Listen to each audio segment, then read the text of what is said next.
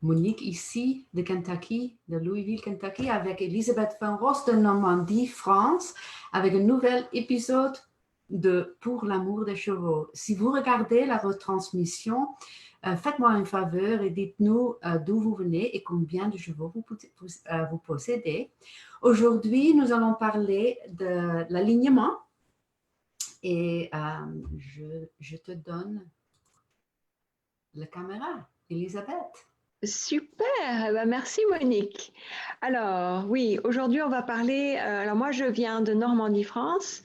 Normalement aujourd'hui on allait vous montrer, quoi hier d'ailleurs, on allait regarder un autre de mes élèves, un cheval qui a 5 ans, qui s'appelle Éole, qui est très intéressant parce que lui, un peu comme Diva, la petite jument qu'on a vue avant, est aussi construit sur des jambes très très courtes devant et très longues derrière. Mais en plus, son garrot est plus bas que son bassin. Alors ça veut dire que franchement, le cheval est toujours en descente. Même quand il est sur le plat, il est en descente.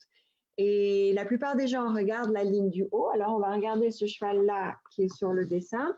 Il regarde cette ligne-là qui va du garrot jusqu'au bassin, le haut du bassin qui est juste là. Et tant que ça et ça, c'est à peu près de la même hauteur, ou même ça un petit peu plus haut que ça, tout le monde est satisfait.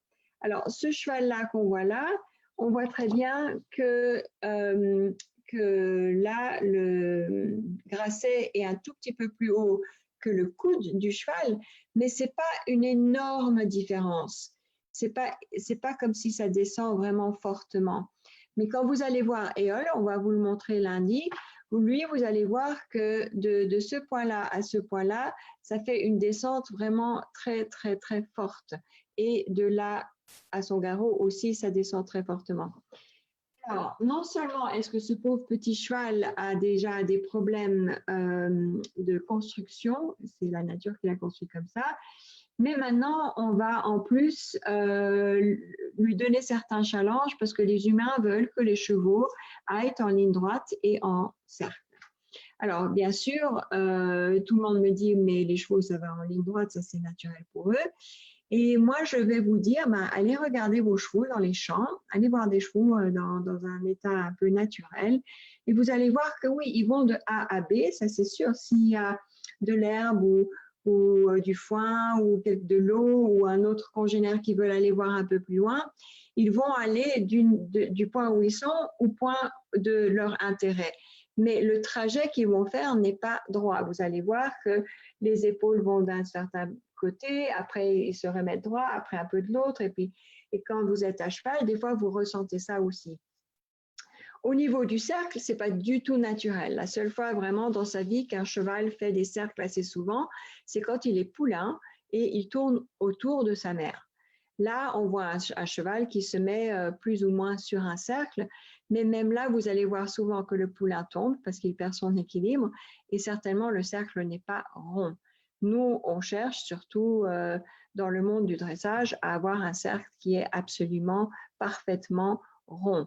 Seulement, on vous a appris, je suis sûre, que c'est la responsabilité du cavalier avec sa jambe intérieure et la reine extérieure et la façon dont il utilise ses épaules et son derrière, etc., de plus ou moins manipuler la masse musculaire du cheval pour donner à peu près un cercle, qui n'est vraiment pas facile.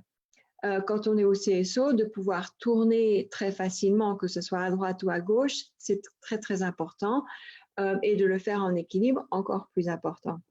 Alors aujourd'hui, on va vous parler un petit peu de comment vous pouvez expliquer cela à votre cheval d'une façon un peu plus facile. Et on va commencer par expliquer ça à l'humain, parce que si vous comprenez mieux, vous allez avoir les outils qu'il vous faut pour apprendre cela à votre cheval beaucoup plus facilement. J'ai vu un monsieur qui montait aujourd'hui, qui franchement était en conflit avec son cheval. Le cheval voulait avoir sa tête en l'air parce qu'il cherchait à s'équilibrer en utilisant l'encolure et sa tête, parce que eux ils utilisent leur encolure comme nous, on utilise nos bras, en perte d'équilibre, on met nos bras de côté. Ce pauvre cheval essayait de trouver son équilibre Et le pauvre monsieur essayait de baisser la tête du cheval, on parlera de tout ça un peu plus dans d'autres épisodes, en utilisant énormément de force dans les rênes et en plus de la force dans les jambes pour essayer de mettre son cheval en arc. Ben, ça, je suis là pour vous dire que ça ne fonctionne pas. Tout ce que vous allez faire, c'est vous battre avec votre cheval et au bout d'un moment, s'il a assez mal à la bouche parce que vous êtes en train de placer énormément de pression sur des structures délicates, il va baisser la tête. Mais la plupart des cavaliers que moi je vois monter à cheval, ils ont ce que j'appelle un axe cassé. Alors ça veut dire, l'axe cassé, on va reprendre ce petit dessin-là, que normalement le cheval, s'il est confortable dans la façon dont il bouge, il va avoir plutôt un arc-en-ciel avec son encolure. Mais moi, ce que je vois souvent, c'est que ça monte ici, ça arrive à C2 et C3 et ça redescend de l'autre côté. Alors, cette ligne du haut de l'encolure du cheval fait vraiment une ligne droite là et une ligne droite là, ce qui veut dire que le cheval cède à C2 et C3, qui n'est pas correct mécaniquement. S'il cède à C2 et C3, tout ce que je peux vous dire, c'est qu'il ne va pas pouvoir engager son corps d'une manière athlétique. Alors, vous allez perdre l'arrière-main, vous allez perdre le dos, vous allez tout perdre simplement parce que le cheval ne peut pas répondre à vos questions. Comme ça, c'est impossible pour lui. Mais si le cheval cède, casse à C2 et C3 et baisse la tête, le cavalier se sent récompensé. Il va penser qu'il fait quelque chose de bien. Malheureusement, il va aussi commencer à faire des dégâts dans le cheval. Il va avoir un dos qui est très dur et il va avoir une perte de puissance de l'arrière-main parce que l'arrière-main ne peut pas être utilisée. Alors, on va commencer. La première chose que le cavalier doit reconnaître, c'est que le cheval a 3 points d'alignement. Et ces points d'alignement sont l'occiput qui est juste là, c'est vraiment le dernier os du crâne qui se rejoint à cet énorme os-là, c'est l'atlas, qui est la première des cervicales. Après, le deuxième point, c'est juste là. Alors ça, c'est juste au point du garrot, c'est la partie la plus haute du garrot. Et après, la partie la plus haute du bassin. Ça, c'est les tubaires sacrales. Quand ces 3 points-là sont alignés, on a déjà le début pour le cheval de son équilibre. C'est vraiment le début d'équilibrer l'animal. On vous parlera dans ce qu'on appelle des workshops. Alors là, ce sera des choses un peu plus prolongées que cela, de comment on fait pour tout faire cela. Mais ce que j'aimerais que vous allez voir maintenant que vous avez vraiment regardé ces 3 points d'alignement, c'est d'aller voir comment votre cheval s'aligne quand il est sur la longe. Alors, de longer un cheval, c'est quelque chose, de le travailler en main, c'est quelque chose d'autre. Moi, je ne longe pas mes chevaux, je les travaille en main. Mais une des choses que j'aimerais vous proposer, c'est de mettre votre cheval sur la longe et vous allez juste regarder sans rien lui demander. Hein. Vous allez même juste au pas, c'est pas grave, vous allez faire un cercle, vous allez lui demander de faire un cercle autour de vous et vous allez voir quand le cheval vient vers vous ou quand le cheval s'écarte de vous. S'il vient vers vous et la longe commence à traîner par terre, ça veut dire qu'il a passé sur l'épaule gauche. S'il est à gauche, ça veut dire qu'il a passé plus sur l'épaule à l'intérieur, qui est celle la plus proche de vous, et il va venir avec toute cette partie de son corps plus près de vous et la longe qui est attachée à sa bouche va commencer à traîner par terre. Si par contre il s'éloigne de vous, ça veut dire que cette partie de son corps est partie par là et il va commencer à vous tirer dessus. L'instinct humain, quand on se sent tirer dessus, c'est aussi de tirer. Alors là, tout d'un coup, on est en conflit. Le cheval part par là, nous, on se sent tirer dessus, on veut tirer.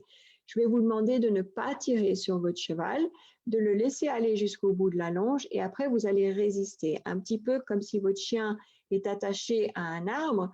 Quand il arrive à la fin de la chaîne ou de la corde, parce qu'il veut chasser un chat, il ne va pas pouvoir aller plus loin que lui permet l'arbre.